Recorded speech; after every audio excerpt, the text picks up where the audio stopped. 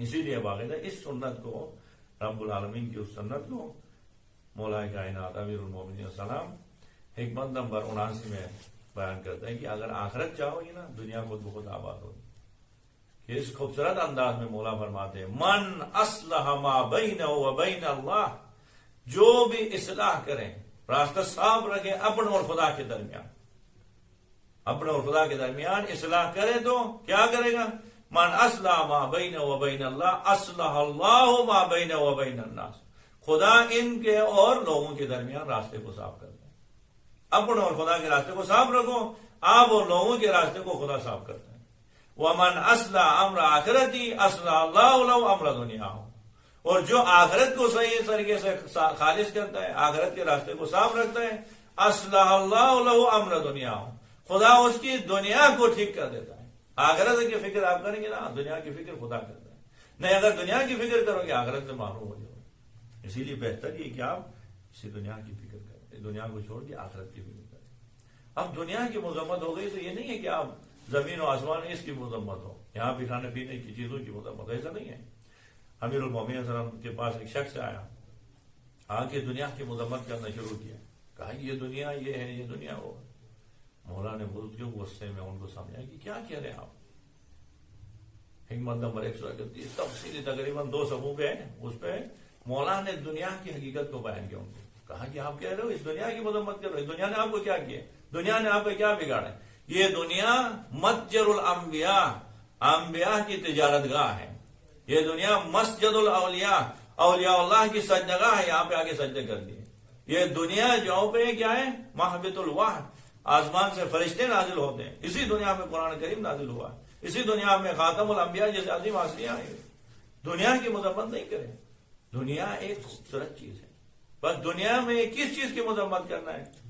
دنیا کی حقیقت جو ہے سورہ مبارک حدید کی 20 نمبر آیت میں خدا فرماتا ہے کہ وَاعْلَمُوا، جس کی مذمت ہے وہ یہ ہے، وَاعْلَمُوا أَنَّمَا الْحَيَاةُ الدُّنْيَا لَعِبٌ وَلَهْوٌ وَزِينَةٌ وَتَفَاخُرٌ بَيْنَكُمْ وَتَكَاثُرٌ فِي الْأَمْوَالِ وَالْأَوْلَادِ. یہ 5 چیزیں ہیں، یہ دنیا ہے. اس کے علاوہ دنیا میں بیٹھتے ہوئے آخرت ہے. وَاعْلَمُوا، جان لو، أَنَّمَا الْحَيَاةُ الدُّنْيَا لَعِبٌ وَلَهْوٌ، دنیا کی زندگی بس صرف اور صرف یہ ہے کہ لعب و لعب ہے، یعنی بے مقصد کام کر دو. لعب و لعب کسے کہتے ہیں؟ یعنی کس کا کوئی ہدف نہیں ہے، بے مقصد کام ہے. وہ جہاں کہیں پہ بھی آپ بے مقصد کام کر رہے ہو، بے ہدف کام کر رہے ہو، تو وہ دنیا ہے، اس کی مذمت ہو گئی. ورنہ ایک ہدف کے ساتھ آپ کام کرتے ہیں، بچوں کی تربیت کرتے ہیں، آپ اسکول میں جا کے ٹیچنگ کر رہے ہیں، آپ جا کے اپنے بچوں کی کیا ہے زندگی کو، معاش کو درست کرنے کے لیے کاروبار کرتے ہیں. آخرت دنیا میں بیٹھ کے آخرت ہے.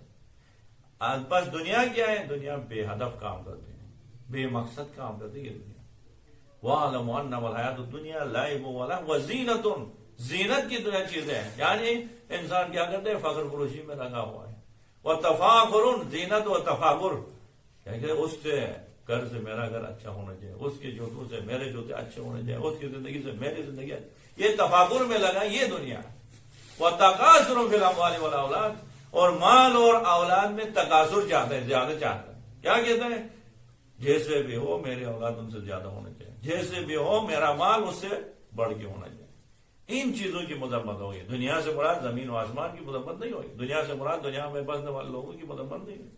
دنیا سے مراد دنیا میں بیٹھ کے حب جا، یعنی جا طلبی ہو، مقام طلبی کی مذمت ہوگی.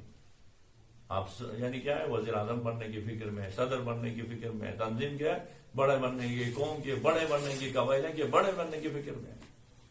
تو یہ دنیا کی مذمت ہے. اب دنیا کی مذمت ہو گئی تو آپ خیال نہیں کریں کہ بس زمین و آسمان کی مذمت ہے. دیکھیں دنیا کی مذمت کے بارے میں دنیا سمجھنے کے لیے ایک بہت ہی خوبصورت واقعہ ہے.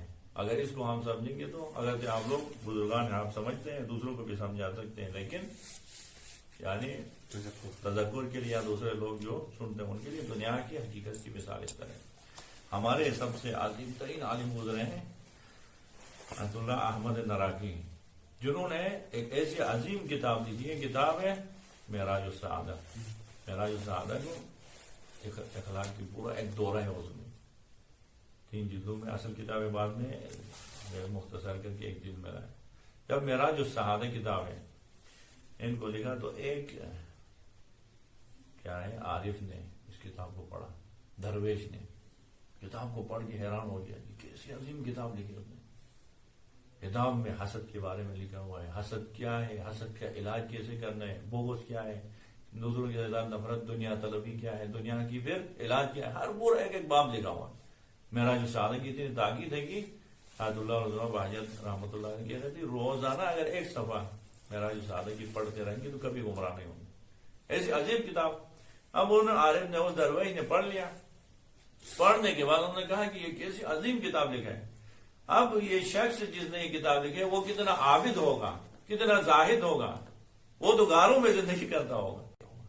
میں اس کو دیکھوں گا، ان کی ملاقات کر کے مجھے جو ہے نا سعادت نصیب ہوگی. ان کی فکر میں آپ دیکھا آیت اللہ احمد ناراگی کو ڈھونڈتے ہوئے نکلے. آیت اللہ احمد ناراگی کی ملاقات کے لیے. اب ملاقات کے لیے نکلے تو یہ تاریخ میں ہے باقاعدہ طور پہ اتنے عظیم عالم تھے علامہ ناراگی نے باقاعدہ طور پہ کاشان میں اسلامی حکومت قائم کیا تھا. اپنے زمانے میں اسلامی حکومت قائم کرتے، باقاعدہ تخت میں بیٹھتے تھے، حکم جاری کرتے تھے اور باقاعدہ سے حد جاری کرتے تھے. کاشان کی حد تک ایک شہر کے اندر انہوں نے حکومت بنایا تھا. اب یہ درویش چلا گیا وہاں پہ جا کے دیکھا تو کیا ہوا، پوچھا احمد ناراگی صاحب کی ملاقات کے لیے آؤں. انہوں لے کے گئے دربار میں. کیا پاگل ہو، یہاں کیا لے رہا ہوں، میں اس عارف و زاہد کو دیکھنا چاہتا ہوں جس نے میرا جو سادہ لکھا ہے. کہا گیا اسی کو ہی دکھانا چاہتے ہیں. لے کے گئے، ایک دفعہ دیکھا تو تخت کے اوپر بیٹھا یہ ہے وہ شخص جس نے یہ کتاب لکھا ہے. یہ کہنا تھا، ان کو بہت غصہ آیا عارف کو، درویش کو. کہا کہ بدبخت، لوگوں کے لیے کتابیں لکھ کے خود سے حکومت کر کے دنیا کے مزے لے رہا ہوں. عجیب وہ غریب جو ہے نازیبا الفاظ ان کو کسنے شروع کیا. آپ لوگوں کی وجہ سے تو دین پامال ہوں گے، بدبخت لوگ ہیں آپ لوگ، دوسروں کے لیے کتابیں لکھتے ہو، خود سے دنیا کے مزے لے کے حکومت کرو، ایسے تخت میں بیٹھو، دوسروں کو زہد و تقویٰ کی باتیں کرو. اس طرح وہ غصے میں بول رہا تھا. احمد ناراگی نے اوپر سے کیا کہا، سر نیچے کر کے بیٹھا. جب انہوں نے اپنا غصہ پورا کیا تو ایک بات دیکھو ایک اچھا بندہ آپ ہے، درویش ہے، آپ کو دیکھ کے مزہ آیا، آپ کے ساتھ میں کچھ وقت گزارنا چاہتا ہوں. اب یہاں پہ بیٹھ کے فضول وقت گزارنے کرنے سے چلو ہم دونوں زیارت کے لیے جاتے ہیں کربلا. امام حسین علیہ السلام کی زیارت کے لیے جائیں. تاریخ میں اعمال میں سب سے عظیم ترین عمل سید الشہداء کی زیارت، اس سے بہترین کو نہیں. ایسے صحیح یعنی کیا ہے، بہترین سفر پہ ہم دونوں ساتھ ہوں گے، جاتے ہیں سفر پہ، وہاں جا کے مولا کی زیارت بھی کریں گے اور ساتھ تھوڑے سے راستے میں صحبت بھی کریں گے. درویش نے کہا ٹھیک ہے چلو جاتے ہیں. یہ تخت سے اترنے کے بعد درویش کے ہاتھ پکڑ کے نکل گئے.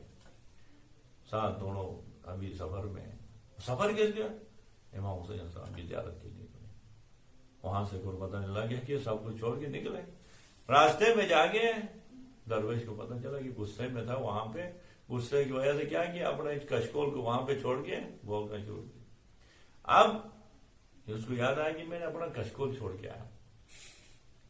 اس نے کہا میں کشکول، اس نے کہا کشکول کیا ہوا، کہا میں آپ کے دربار میں کشکول چھوڑ کے آیا. تو اس نے کہا کوئی مسئلہ نہیں ہے. علامہ ناراگی صاحب نے کہا کہ زیارت کر کے آتے ہیں واپس. نہیں، کشکول کے بغیر میں ایک قدم آگے نہیں دے سکتا ہوں. کشکول کل زندگی میرے پاس یہی سرمایہ ہے. کشکول کے بغیر میں ایک زندگی نہیں گزرتی. کشکول میں کھاتا ہوں، کشکول میں بیٹھا ہوں، کل دنیا کو ترک کر کے اس لیے کشکول کو لے کے بیٹھا ہوں، وہ چھوڑ نہیں سکتا ہوں. جاتے واپس جا کے کشکول لے کے آتے. انہوں نے کہا ایسا نہیں، زیارت پہ جاتے عظیم سفر میں واپس کیوں کرتا ہوں. کہا نہیں، اس کے بغیر نہیں سکون ہی نہیں ملے، زیارت کے مزہ ہی نہیں آئے گا. امام کی زیارت میں جب اس وقت جائیں گے سکون سے کشکول لے کے جائیں گے. تو پھر علامہ ناراگی رحمۃ اللہ علیہ نے سمجھا دیکھو دنیا سب کچھ ترک کرنے کا نام نہیں ہے. دنیا دیکھو میرے پاس اتنی ساری حکومت تھی، امام حسین صاحب کی زیارت کا نام آیا، وہیں سے تخت سے اتر کے سب کچھ چھوڑ کے نکلا. آپ کے پاس ایک کشکول ہے، اس کو نہیں چھوڑ سکتے ہو. دنیا کے نام یہ نہیں کہ آپ زمین و چیزوں سے استفادہ نہ کریں، آپ اپنے تمام چیزوں